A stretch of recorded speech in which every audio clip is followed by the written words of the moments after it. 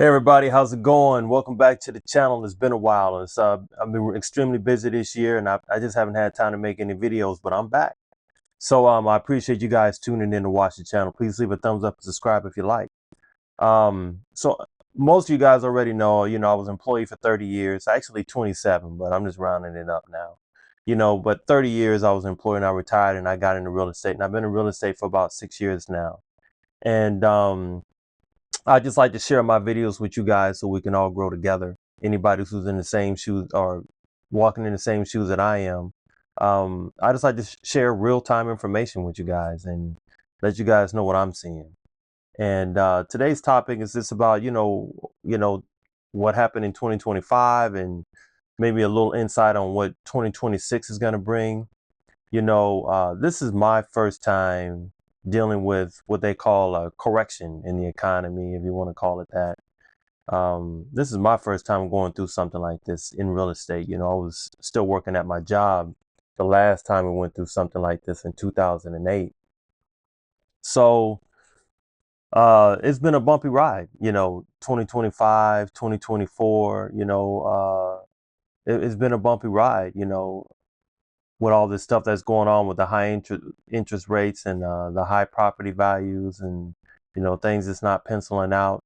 And they're not just not penciling out for me, they're not penciling out for a lot of people. And the trick is you just have to go through a lot of deals to find one good deal. I hear a lot of these big companies, they're going through like a hundred or so deals a month, just to find one deal, or maybe not even take any for that month. And I'm small.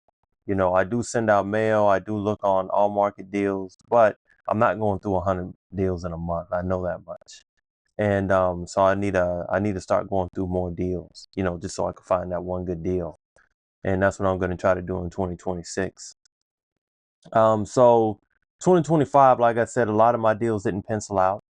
I'll tell you about the last deal I was working on. It was a 6 unit apartment building in a great area.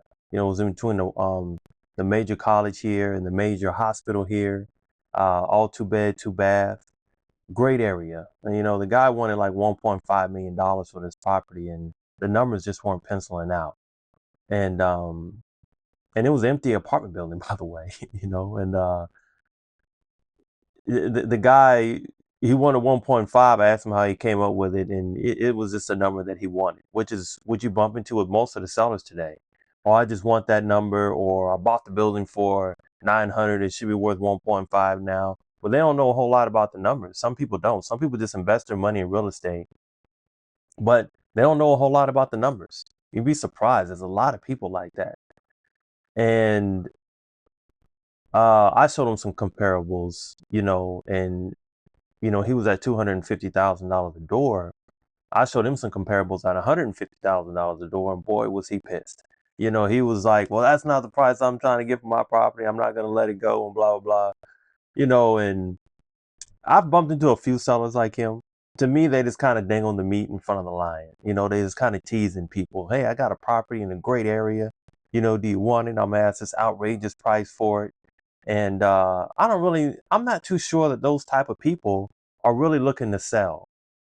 Yeah, I'm a little confused about that type of seller right now. Do they just like they call and they want to know how much their property is worth, but they're not willing to wheel and deal. They're not they're not looking to negotiate. So it's kind of like, what's the purpose of you calling? I had some guy who did the same thing.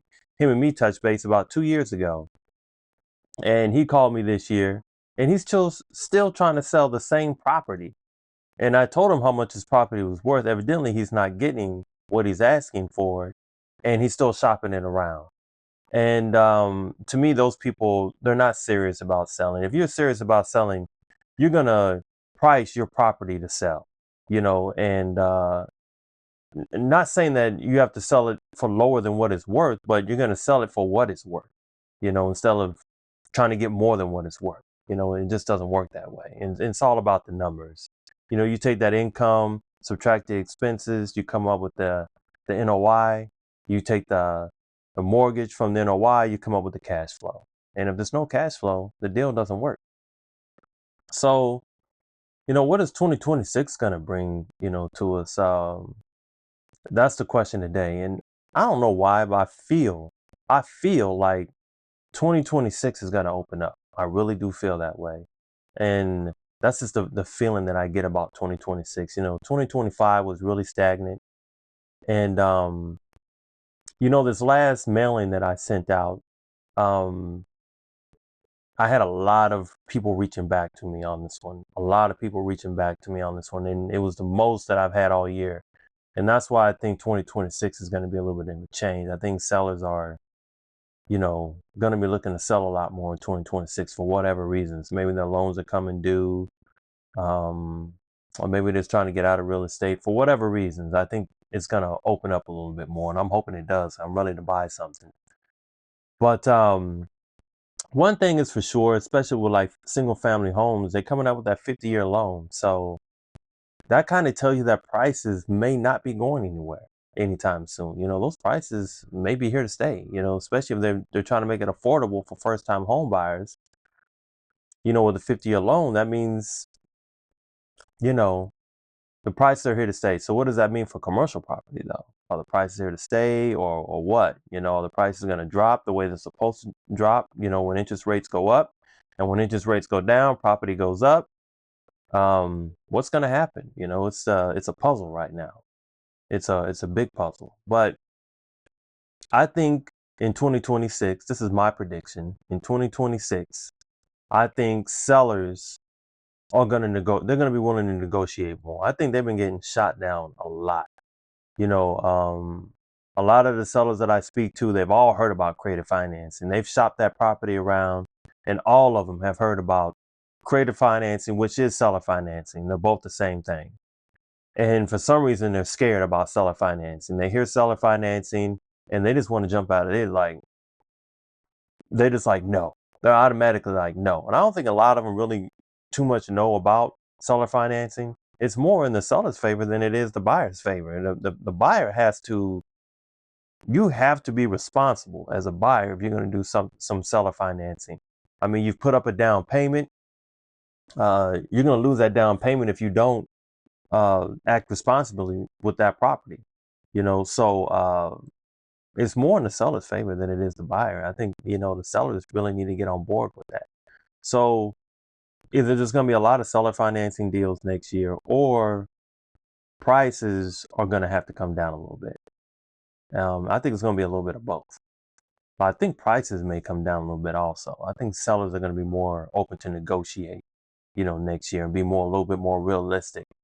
Especially the people who are serious about selling their property and not dangling that meat in front of the lion, So we'll see what happens, with that next year. But that's my prediction for next year. And please leave something in the comments. If you guys think something different, if you guys think that it's going to be hard to look for another property next year as just like it was this year, let me know in the comments. Share whatever you guys have on your mind, because there's no right or wrong here. This is all speculation. It's just what I think. And one thing is for sure, you got to work hard. If you're going to look for that property, if you want that property. And I think the biggest thing you have to have is that why. Why are you doing it? And your why has to be a good why, as to why you're looking for that property, why you want that property, and what makes you get up, putting forth the effort to look for that property. So find your why. And as long as you have a good why, you'll find something, I think, sooner or later. So stick with it.